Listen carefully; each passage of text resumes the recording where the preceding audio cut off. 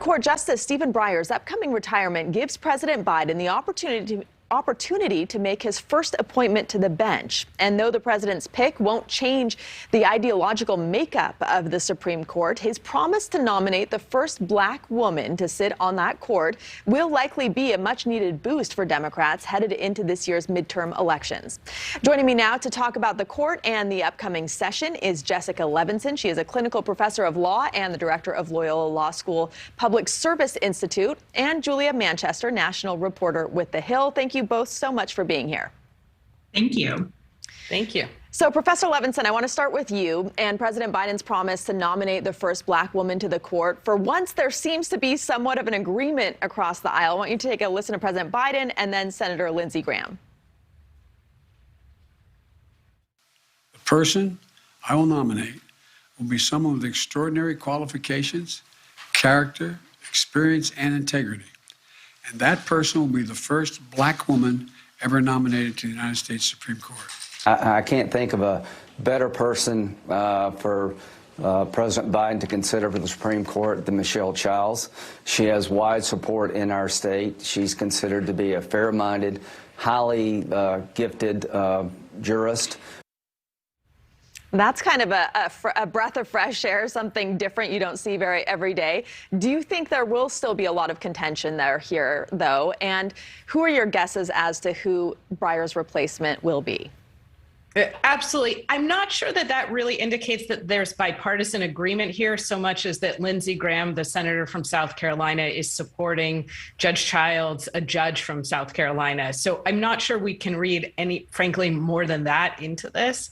And I think that there will be a very strong partisan divide when it comes to these confirmation hearings. But of course, and Justice Breyer knew this when he decided to step down now, Democrats only need to stay together. They do not need to pick up any Republican votes. That's because to confirm a Supreme Court nominee, you don't need that supermajority that we talk so much about when it comes to basically regular pieces of legislation. So you asked me, who could one of the replacements be?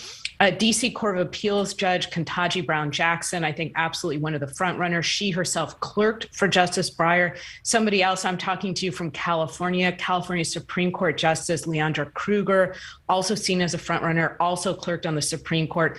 Both of them have lots of experience, both as judges, also working in the federal government, absolutely sterling resumes. I think you could see one of them. All right, and Julia, now to you. You wrote this week about Justice Breyer's retirement and how it's throwing a curveball into the midterms. And although this nomination won't change the makeup ideologically of the court, as we mentioned, it does give President Biden a lasting legacy here, and it charges the Democrats and gives lawmakers more fodder to fight about. It boosts the Democrats, but it gives them yet another thing to bicker about, right?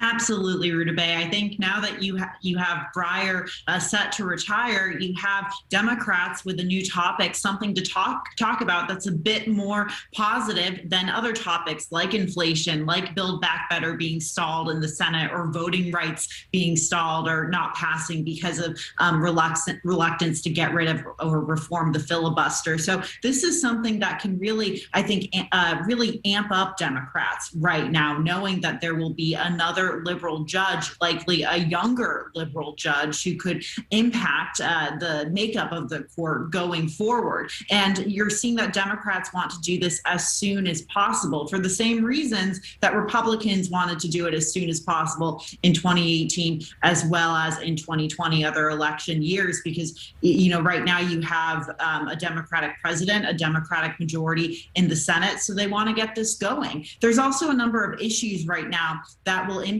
the Supreme Court, that the Supreme Court is set to rule on this year, that could have an impact on the midterm elections. And chief among those topics, I would say, is abortion. Obviously, that Mississippi abortion law is a major topic of discussion right now among, obviously, the legal community, the political community, and with a decision on that set to come out from the Supreme Court possibly around June, that could impact turnout on both sides of the aisle. So this gives gives Democrats something to talk about in that they can say this is why it's important to have Democratic majorities, because elections have consequences on the courts.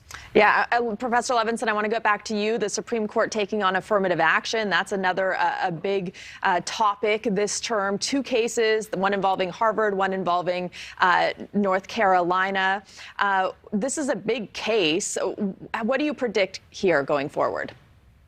I predict that they're going to overturn themselves because there was really no reason to take these cases unless they wanted to go against what they had said, frankly, fairly recently, which is reaffirming something they said back in 2003. All of which in plain language means that I think the Supreme Court will say when it comes to higher education admissions that, in fact, you should not use race as one of the factors, that in fact could be a 14th Amendment Equal Protection Clause violation, because what the court had previously said is that that can be one of the things that we consider when it comes to what type of educational environment that we want to create. For instance, we want to have an educational environment with people with different experiences, different races, that benefits everybody.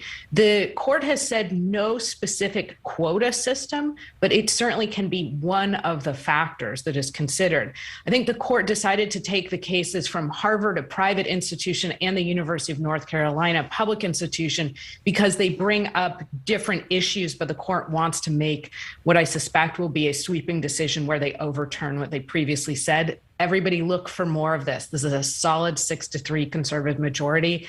I think they're going to overturn Roe versus Wade. They're going to overturn their past affirmative action decisions, and there's more of this to come. And Julia, what about you? Do you think this is the term of culture wars?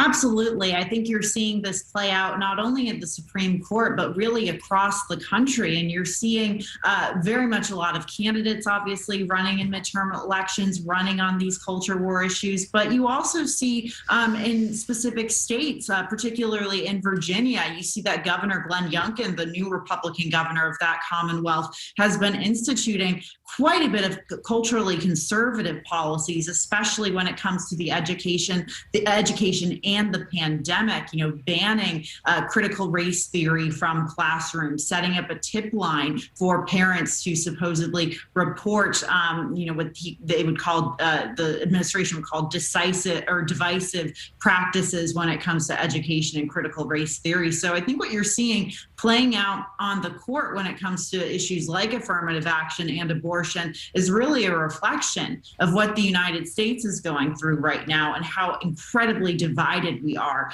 in terms of culture and politics. Jessica Levinson and Julia Manchester, thank you both so much. It was a pleasure having you on tonight. Thank you. Thank you. Thanks for watching. Click the red subscribe button below so you can get more of NewsNation's fact-driven, unbiased coverage.